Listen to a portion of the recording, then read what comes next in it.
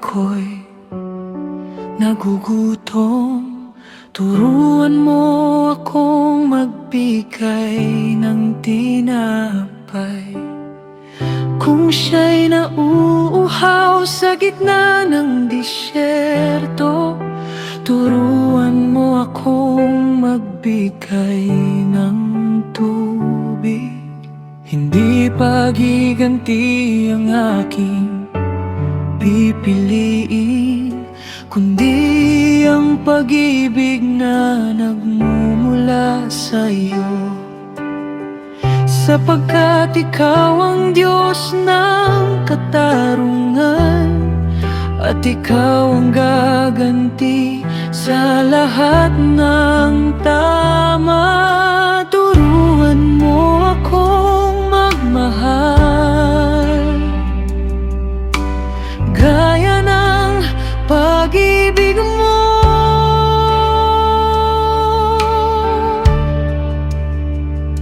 Bigyan mo ako ng pusong mapayapa, pusong marunong magpatawad. Sa iyong awa ako'y mabubuhay, sa iyong pag-ibig ako'y lalakad. Ikaw ang kapayapaan ng kaluluwa ko, ikaw ang liwanag ng aking daan. Sa iyong presensya ako'y mananatili, O Diyos ng aking buhay.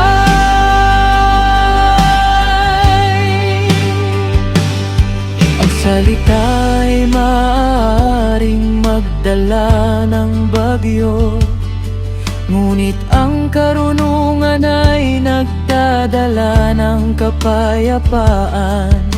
Turuan mo akong maging maingat sa salita, upang ang puso ng iba ay hindi masaktan.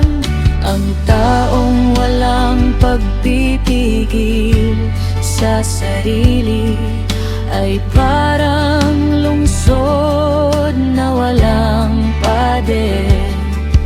Ngunit sa iyong espiritu ako'y lalakas, upang ang puso ko'y manatiling matatag.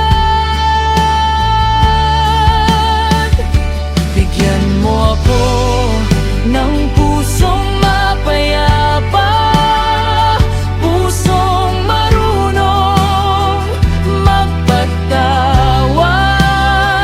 Sa iyong awa ako'y mabubuhay, sa iyong pag-ibig ako'y lalakad.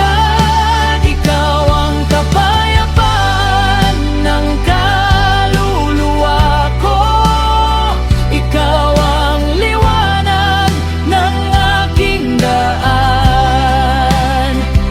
Sa iyong presensya ako'y mananatili,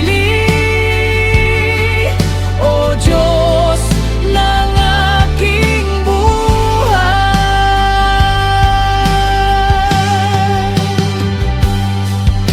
Ikaw ang kapayapaan sa bagyo,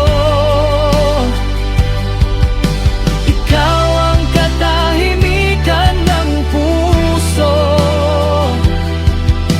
Kapag ako'y nanghina sa laban, ikaw ang lakas na bumabangon sa akin. Ikaw ang kapayapaan sa bagyo, ikaw ang pag-asa ng buhay. Sa iyong presensya ako'y hihimlay, at doon ako